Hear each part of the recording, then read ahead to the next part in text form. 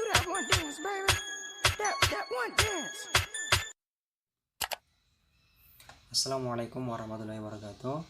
Kembali lagi di channel saya Sabar Analisis 3 dari Prodi Kesejahteraan Sosial Universitas Muhammadiyah Jakarta, Fakultas Ilmu Sosial dan Politik, dengan nomor NPM 2020 0110 10089. Di kesempatan video kali ini saya dalam pemenuhan tugas di mata kuliah Pendidikan Kewarganegaraan dengan dosen pengampu Dr. Muhammad Nasih. Di kesempatan ini saya akan menjelaskan pembukaan Undang-Undang Dasar 1945. Nah, tentunya kita juga tidak asing lagi jika mendengar yang namanya pembukaan Undang-Undang Dasar 1945. Nah, dalam hal ini setelah dibentuknya BPUPKI bertepatan tanggal 29 April 1945, yaitu sebagaimana BPUPKI ini adalah sebagai badan pemerintah untuk merancang rancangan pembukaan Undang-Undang Dasar 1945.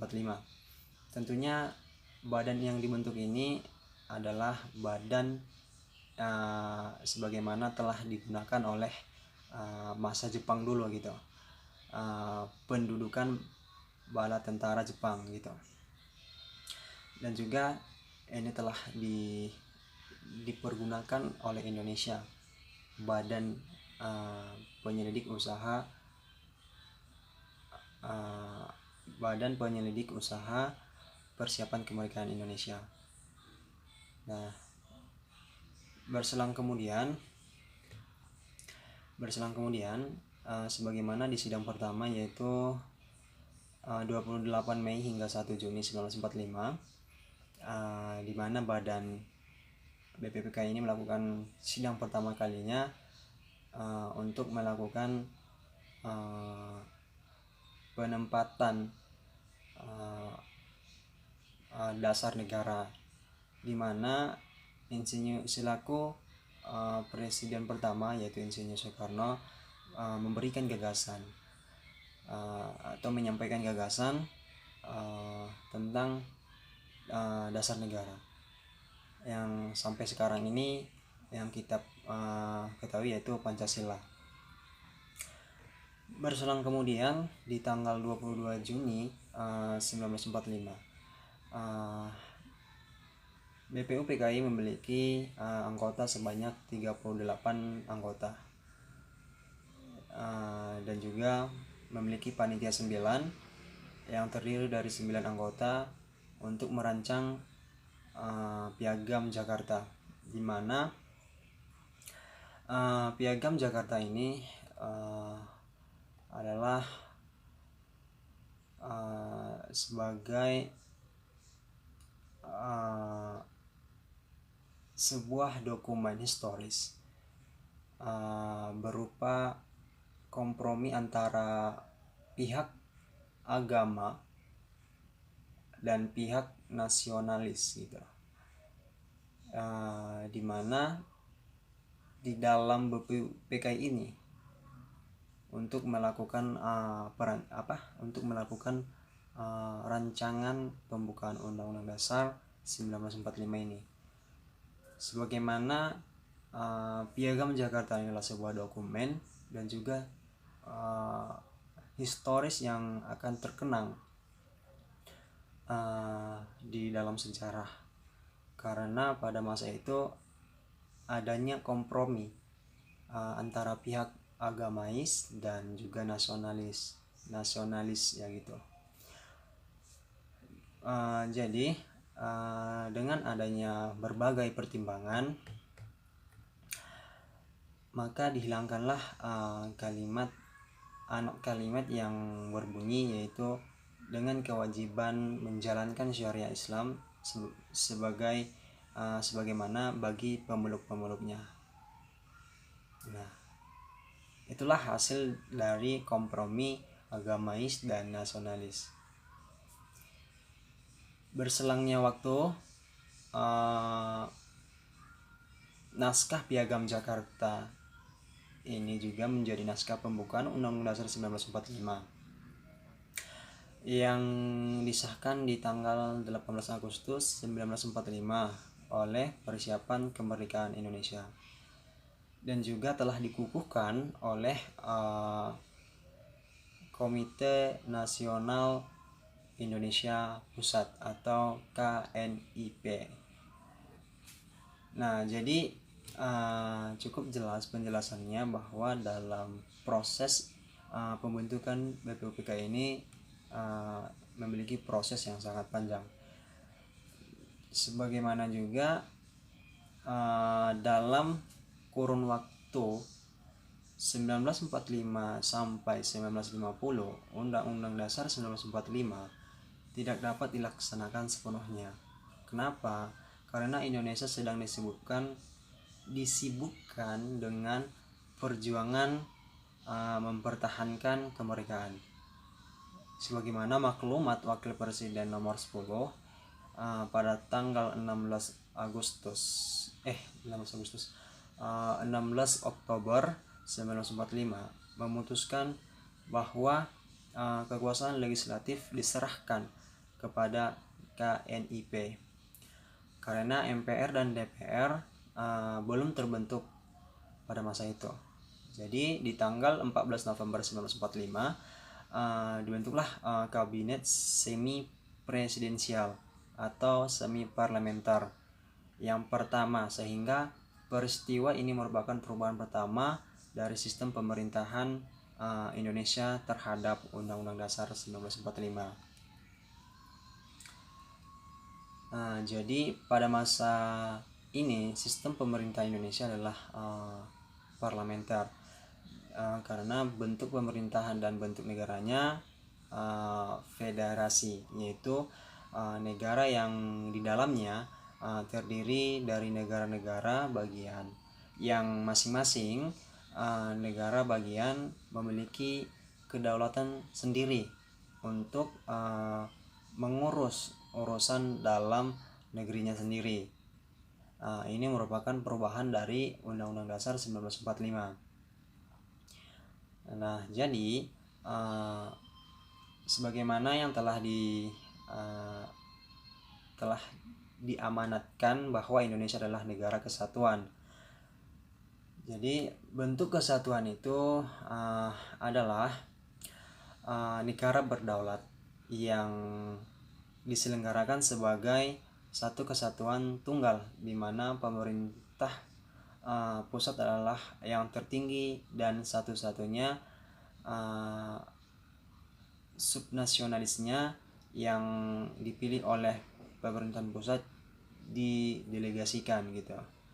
Nah, jadi cukup jelas dalam hal itu juga ya kan.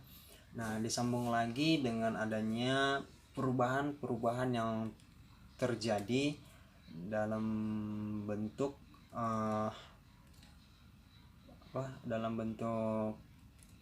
struktur ya kan, dalam bentuk struktur atau reformasi, di mana reformasi pada masa ini dikenal dengan masa transisi, yaitu masa sejak Presiden Soeharto digantikan oleh B.J. Habibie sampai dengan lepasnya Provinsi Timor Timur dari NKRI.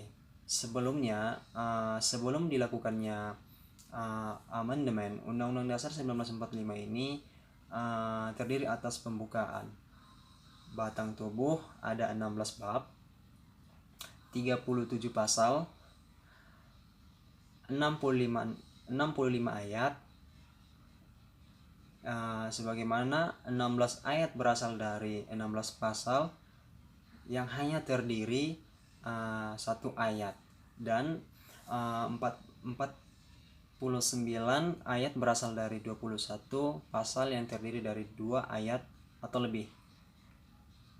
4 pasal sebagai pasal aturan peralihan dan 2 ayat aturan tambahan, serta penjelasan setelah dilakukannya 4 kali perubahan atau amandemen.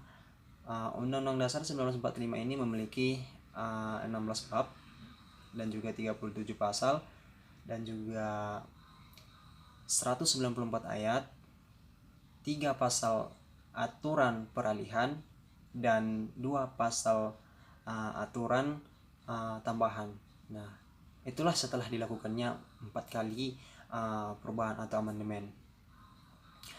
Salah satu tuntutan reformasi 1998 adalah dilakukannya perubahan amandemen.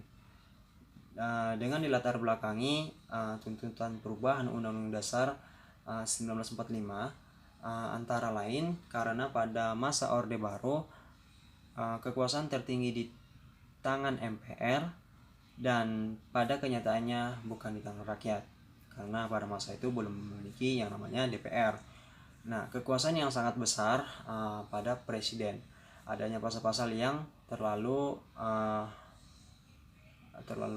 mengkengkang gitu, sehingga dapat menimbulkan multi tafsir gitu. Serta dalam kenyataan rumusan Undang-Undang Dasar 1945 ini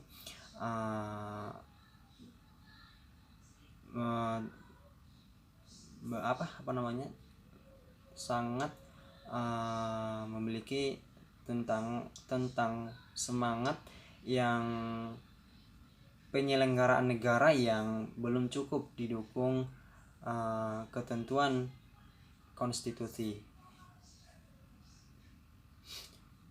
Tujuan perubahan Undang-Undang Dasar 1945 ini adalah untuk menyempurnakan aturan dasar seperti tatanan negara, kedaulatan rakyat, HAM, pembagian kekuasaan, eksistensi negara, dan demokrasi, dan hukum, dan negara hukum, serta hal-hal yang sesuai dengan perkembangan aspirasi dan kebutuhan bangsa. Nah, di mana amandemen pertama, ya kan? Di mana amandemen pertama itu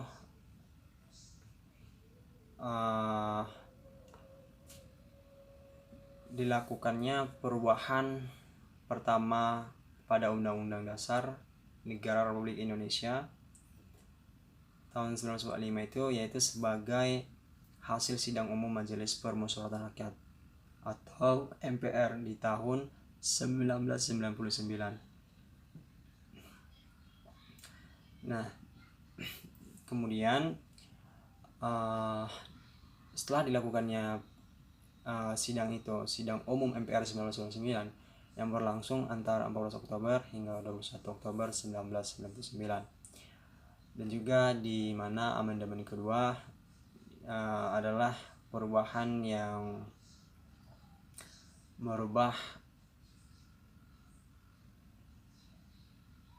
sidang umum ini dengan dilakukannya sidang umum MPR 2000 yang berlangsung antara 7 Agustus hingga 18 Agustus 2000. Amandemen ketiga adalah perubahan ketiga Undang-Undang Dasar 1945 ini yang dilakukan pada sidang umum MPR 2001 yang berlangsung antara 1 November hingga 9 November 2001. Amandemen keempat yaitu amandemen perubahan keempat ini adalah amandemen yang dilakukan pada sidang umum MPR 2002 yang berlangsung antara 1 Agustus hingga 11 Agustus 2002 tahun 2002. Nah, jadi dalam hal ini tentunya untuk mempersingkat perumusan dan juga amandemen dari 1 hingga yang keempat itu sudah sangat terperinci dari yang tadi salah satu tuntutan dari reformasi 98 tadi, sebagaimana telah dilakukan perubahan-perubahan dari 4 kali perubahan, yaitu sebagaimana hasil perubahan itu memiliki 16 bab. Memiliki Undang-Undang Dasar 1945 ini memiliki 16 bab, 37 pasal dan 194 ayat, 3 pasal aturan peralihan dan 2 pasal aturan tambahan. Nah, itulah hasil dari 4 kali amandemen itu. Nah, sebelumnya terdiri dari pembukaan, batang tubuh ada 16 bab, 37 pasal, 65 ayat, sebagaimana 16 ayat berasal dari 16 pasal yang hanya terdiri dari 19 ayat, dan 49 ayat berasal dari 21 pasal. Kemudian terdiri dari 2 ayat atau lebih. Nah, 4 pasal aturan peralihan dan 2 ayat aturan tambahan. Nah, begitu. Tentunya udah cukup jelas dalam hal ini. Dalam penjelasannya juga udah cukup jelas. Dan juga tentunya tidak terlepas dari situasi politik pada sidang konstituante 1959, di mana banyak saling tarik ulur kepentingan partai politik sehingga gagal menghasilkan undang-undang baru. Maka pada tanggal 5 Juli 1959 Presiden Soekarno mengeluarkan dekret presiden yang salah satu yang memperlakukan kembali Undang-Undang Dasar 1945 sebagai Undang-Undang Dasar, menggantikan Undang-Undang Dasar sementara di 1950 yang berlaku pada waktu itu. Nah, jadi cukup sekian dari video saya kali ini. Saya akhiri. Billahi fil sabil haq fastabiqul khairat. Wassalamualaikum warahmatullahi wabarakatuh.